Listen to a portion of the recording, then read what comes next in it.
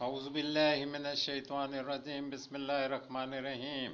یہ قصہ ہے ام المومنین حضرت ام سلمہ کا۔ حضرت ام سلمہ رضی اللہ عنہ، آپ کیا جانیں کہ ام سلمہ رضی اللہ عنہ کون تھی؟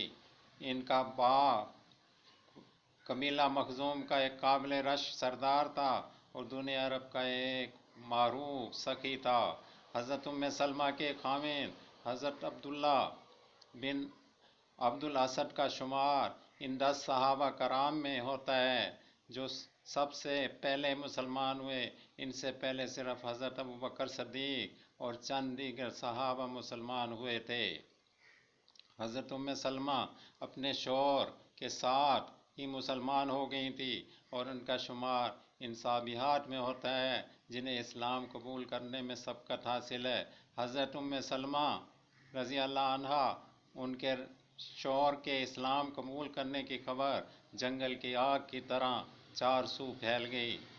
قریش غصے میں آ کر ان دونوں کو ایسی دردناک سزائیں دینے لگے جس سے مضبوط چٹانیں بھی لرز جائیں، لیکن ان کے پائے استقلال میں کوئی لرزش پیدا نہ ہوئی، نہ ان کی طبیعت میں کوئی کمزوری پیدا ہوئی اور نہ ہی کسی تردد کا شکار ہوئے۔ جب صحابہ کرام رضی اللہ عنہم مصائب کی چکی میں بری طرح پسنے لگے تو رسول اللہ صلی اللہ علیہ وسلم نے اپنے صحابہ کرام کو حبشہ کی طرف ہجرت کر جانے کی اجازت دے دی۔ ان مہاجرین میں یہ دونوں میاں بیوی بھی تھے۔ حضرت ام سلمہ رضی اللہ عنہ اور آپ کے خاوند اپنے معزز گھرانے اور عالی شان گھر چھوڑ کر اللہ سبحان اللہ و تعالی کی خوشنودی حاصل کرنے کے لیے ایک ان دیکھی منزل کی طرف روانہ ہو گئے۔ باوجود یہ کہ حضرت ام سلمہ رضی اللہ عنہ آپ کے شوہر کو حبشہ کے حکمران نجاشی کی مکمل حمایت حاصل تھی، پھر بھی ان کی دلی تمنا تھی کہ وہ مبارک گھڑی کب آئے گی جب وہ مرکز نزول وہی مکہ معظمہ خود دیکھیں گے اور حضرت محمد صلی اللہ علیہ وسلم کی زیارت کریں گے، اور یہ تمنا ان کے دل میں سمائی ہوئی تھی۔ سرزمین حبشہ میں مقیم مہاجرین کے پاس اس قسم کی خبریں مسلسل آنے لگیں کہ مکہ مکرمہ میں مسلمانوں کی تعداد میں بڑی تیزی سے اضافہ ہو رہا ہے۔ حضرت حمزہ رضی اللہ عنہ اور حضرت عمر بن خطاب رضی اللہ عنہ کے اسلام قبول کرنے سے مسلمانوں کی قوت میں بے حد اضافہ ہو چکا ہے۔ قریش کی جانب سے ایذا رسائی ختم ہو چکی ہے۔ یہ سن کر مہاجرین نے اطمینان کی سانس لی اور ان میں چند ایک نے مکہ معظمہ واپس جانے کا عزم کر لیا اور کشاں مکہ معظمہ روانہ ہو گئے۔ ان واپس آنے والوں میں ام سلمہ اور آپ کا شوہر بھی تھا، لیکن ان واپس آنے والے مہاجرین کو جلد ہی اس بات کا احساس ہو گیا کہ انہوں نے واپس آنے میں جلد بازی کی ہے۔ یہ خبر ان کے پاس پہنچ رہی تھی، ان میں بہت زیادہ مبالغہ تھا۔ صحیح صورتحال یہ تھی کہ حضرت حمزہ رضی اللہ عنہ اور حضرت عمر رضی اللہ عنہ مسلمان ہوئے تو قریش اور زیادہ بھڑک اٹھے۔ انہوں نے مسلمانوں پر مزید ظلم ڈھانا شروع کر دیا، جس سے مسلمانوں کی مشکلات میں بے پناہ اضافہ ہو گیا۔ مشرکین نے مکہ مکرمہ میں آباد مسلمانوں کو ایسی دردناک سزائیں دیں جس کی مثال نہیں ملتی۔ اس صورتحال کو دیکھ کر رسول اکرم صلی اللہ علیہ وسلم نے اپنے جانثار صحابہ کرام کو مدینہ منورہ ہجرت کر جانے کا حکم دیا تو مہاجرین کے پہلے قافلے میں حضرت ام سلمہ رضی اللہ عنہا اور آپ کے شوہر نے شمولیت کا ارادہ کیا، لیکن اس دفعہ حضرت ام سلمہ رضی اللہ عنہا اور آپ کے شوہر کا مکہ سے ہجرت کرنا اتنا آسان نہ تھا۔ इस दफ़ा उन्हें इंतहाई मुश्किलात का सामना करना पड़ा।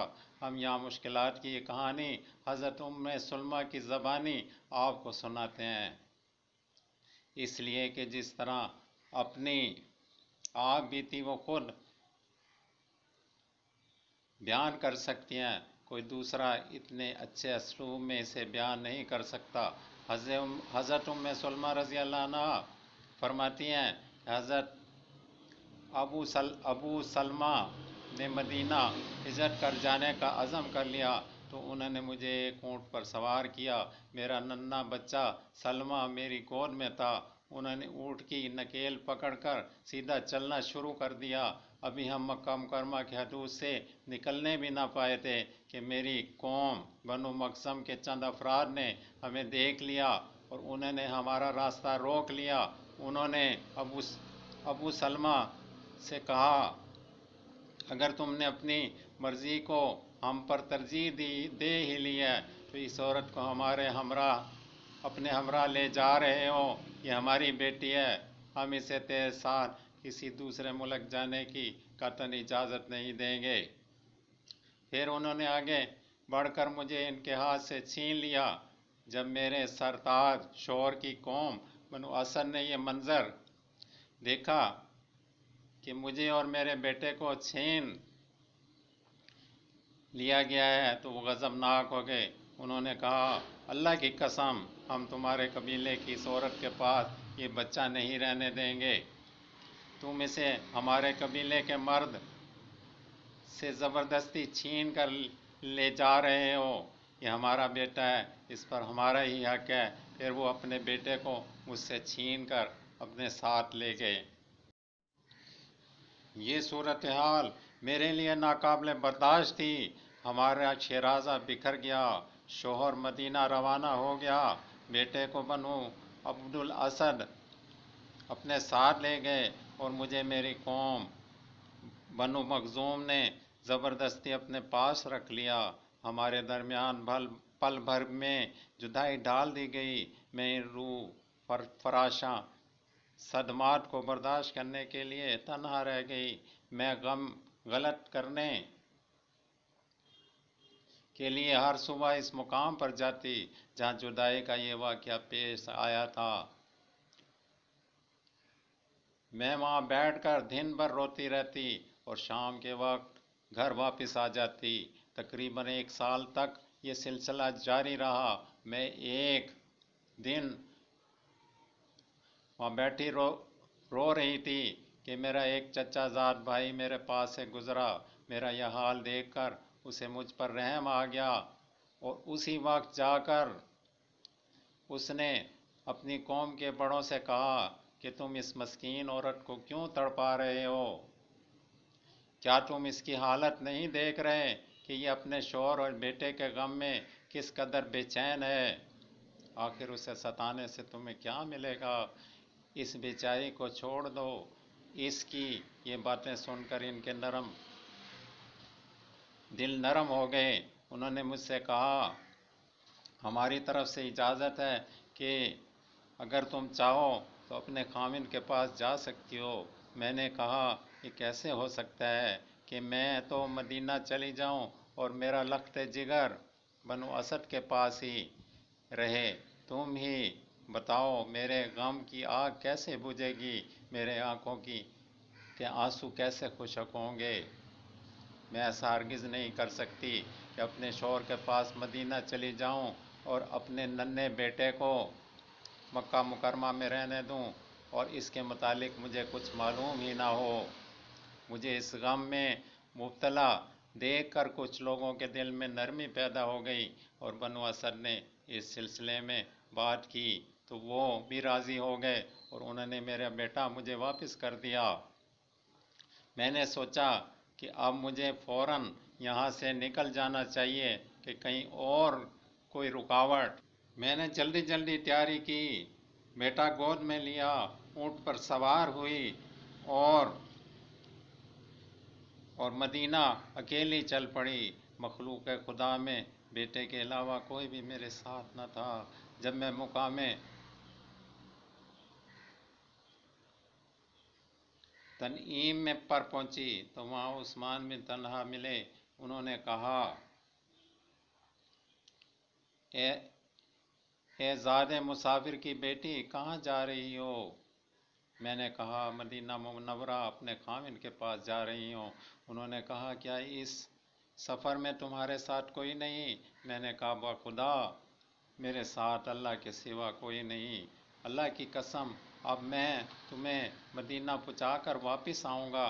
फिर इसने ऊँट की नकेल पकड़ी और आगे चल दिए। अल्लाह की कसम, मैंने अरब में इससे ज़्यादा नेक दिल और शरीफ इंसान नहीं देखा। जब ये एक मंजिल तय कर लेते तो मेरे ऊँट को बिठा देते, फिर दूर हट जाते। जब मैं नीचे उतर जाती तो ऊँट पर से उतरकर किसी दरख्त के साथ ऊँट को बांध देते, फिर वो किसी दूसरे दरख्त के साए में जाकर लेट जाते। जब रवानगी का वक्त होता तो ये ऊँट को तैयार करके मेरे पास ले आते। जब मैं ऊँट पर सवार हो जाती तो इसकी नकेल पकड़कर चल देते। वो हर रोज़ इस तरह मेरे साथ हुस्न सलूक से पेश आते, यहाँ तक कि हम मदीना मुनव्वरा पहुँच गए। जब बनु उमरो बिन औफ की बस्ती नज़र आई तो उन्होंने मुझे कहा, आपका खामिद इसी बस्ती में रिहाइश पजीर है। अल्लाह ताला की बरकत से इसमें चली जाइए, ये कहा और हमें वहाँ छोड़कर मक्का मुअज़्ज़मा वापस लौट गए। ये मुंतशिर घराना बड़े तवील जुदाई के बाद फिर अल्लाह ताला के फजल व करम से इकट्ठा हो गया। आप खामिन को देखकर हज़रत उम्मे सलमा रज़ी अल्लाह अन्हा की आंखें ठंडी हो गईं। हज़रत अबू सलमा रज़ी अल्लाह अन्हा ने अपनी बीवी और बेटे को सही सलामत देखकर सुख का सांस लिया और इंतहाई मुसर्रत का इजहार फरमाया। फिर बेशुमार वाक़यात पलक झपकने में गुजरने लगे। ग़ज़वा बदर में हज़रत उम्मे सलमा रज़ी अल्लाह अन्हा शरीक हुए और दीगर मुसलमानों के साथ बड़ी वाज़िया कामयाबी हासिल करके वापस लौटे। बनु ग़ज़वा बदर के बाद ग़ज़वा उहद में शिरकत की और इसमें पेश आने वाले मुश्किलात, हालात और मसाइब का सामना किया। इस आजमाइश में भी तौफ़ीक़ इलाही से वो पूरे उतरे, लेकिन इस मार्के में उन्हें एक गहरा ज़ख़म लगा। इलाज करने से बज़ाहिर तो वो ज़ख़म मुंदमिल हो गया, लेकिन अंदर से ज़ख़म कच्चा रह गया था। थोड़े अरसे बाद वो ज़ख़म फिर ताज़ा हो गया और हज़रत अबू सलमा रज़ी अल्लाह अन्हु शदीद तकलीफ़ में मुब्तला होकर साहिब फराश हो गए। हज़रत उम्मे सलमा रज़ी अल्लाह अन्हा ने इलाज के दौरान अपनी बीवी से कहा, उम्मे सलमा, मैंने रसूल अकरम सल्लल्लाहु अलैहि वसल्लम को ये फरमाते हुए सुना है कि अगर कोई शख्स मुसीबत के वक्त सब्र करे और साथ साथ ये कलमात भी कहे, इलाही मैं अपनी इस मुसीबत में तेरी ज़ात अक़दस से अजर व सवाब की तमन्ना रखता हूँ। इलाही मुझे नेमुल बदल अता कर। तू अल्लाह सुब्हानहू तआला दुआ को कबूल करते हुए इस नेमुल बदल अता कर देते हैं। हज़रत उम्मे सलमा काफ़ी अरसा तक इस बीमारी में मुब्तला रहे। एक दिन रसूलुल्लाह सल्लल्लाहु अलैहि वसल्लम सुबह के वक्त आपकी तीमारदारी करने के लिए तशरीफ़ लाए। आप तीमारदारी करके वापस घर के दरवाजे तक ना पहुँच पाए थे कि हज़रत अबू सलमा अल्लाह को प्यारे हो गए। रसूल अकरम सल्लल्लाहु अलैहि वसल्लम ने अपनी मुबारक हाथ से आपकी आंखें बंद कीं और आप सल्लल्लाहु अलैहि वसल्लम ने दुआ की, इलाही अबू सलमा को बख्श दे और इसे अपने मुकर्रम बंदों में आला मुकाम अता कर। इसके अलावा यकीन को सब्र जमील की तौफीक दे और इन्हें इसका नेमुल बदल दे। ए परवरदिगार आलम, इसे اور ہمیں بخش دے اور اس کی کمر کو فراغ اور منور فرما دے۔ اس موقع پر حضرت سلمہ کو یہ دعا یاد آ گئی کہ حضرت ابو سلمہ نے رسول اکرم صلی اللہ علیہ وسلم کے حوالے سے بیان کی تھی، تو اس نے فوراً اپنے رب تعالیٰ سے التجا کی، الہی میں اپنی اس مصیبت میں تیری ذات اقدس سے اجر و ثواب کی نیت کرتی ہوں، لیکن اس کا دل یہ بات کہنے کے لیے آمادہ نہ ہو رہا تھا کہ یہ کلمات کہے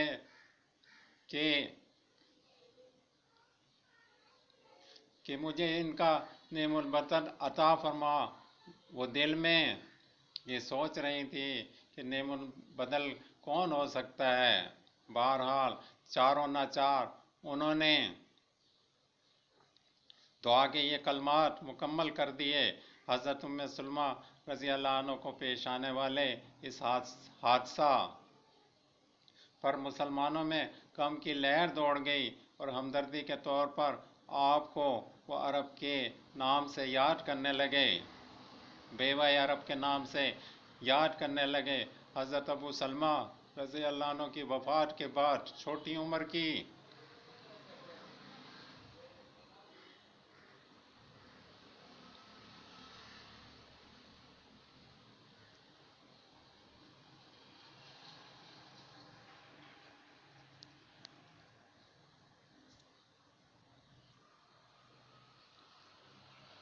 حضرت سلمہ کو پیش آنے والے اس حادثے پر مسلمانوں میں غم کی لہر دوڑ گئی اور ہمدردی کے طور پر آپ کو بیوہ عرب کے نام سے یاد کرنے لگے۔ حضرت ابو سلمہ کی وفات کے بعد ان کے چھوٹے چھوٹے کافی بچے تھے اور ان کا کوئی عزیز و اقارب بڑی عمر کا موجود نہ تھا۔ اس صورتحال کے پیش نظر مہاجرین و انصار نے سوچا کہ حضرت سلمہ رضی اللہ عنہ کی نصرت ہمارا دینی فرض ہے، اس لیے ایام عدت گزر جانے کے بعد سب سے پہلے حضرت صدیق اکبر رضی اللہ عنہ نے نکاح کا پیغام بھیجا تاکہ انہیں مکمل تحفظ مل سکے، لیکن انہوں نے انکار کر دیا۔ پھر حضرت عمر رضی اللہ عنہ نے پیشکش کی، وہ بھی آپ نے قبول نہ کی۔ پھر چند دن گزر جانے کے بعد رسول صلی اللہ علیہ وسلم نے پیشکش کی کہ تاکہ ناتواں اولاد کو تحفظ مل سکے۔ حضرت سلمہ رضی اللہ عنہ نے عرض کی، یا رسول اللہ صلی اللہ علیہ وسلم، میری 3 معروضات ہیں۔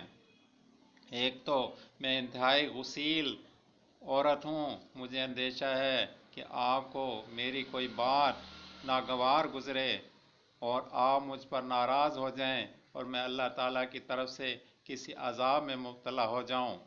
اور دوسری بات یہ ہے کہ میں ایک عمر رسیدہ عورت ہوں، اور تیسری بات یہ ہے کہ میں عیال دار ہوں، چھوٹے چھوٹے میرے بچے ہیں۔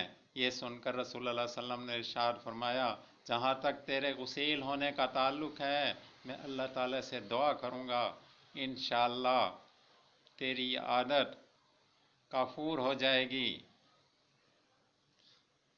جہاں تک عمر رسیدہ ہونے کی بات ہے، اب میں بھی تیرے طرح عمر رسیدہ ہی ہوں، اور جو آپ نے عیالداری کا تذکرہ کیا ہے تو اس لیے تو میں پیشکش کر رہا ہوں تاکہ ان کی ذمہ داری لے کر آپ کو اس پریشانی سے نجات دوں۔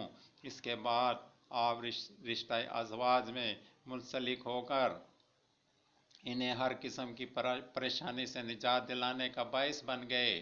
اس طرح اللہ رب العزت نے حضرت سلمہ رضی اللہ عنہ کی دعوت کو شرف قبولیت بخشا اور انہیں حضرت سلمہ رضی اللہ عنہ کا نعم البدل عطا کر دیا۔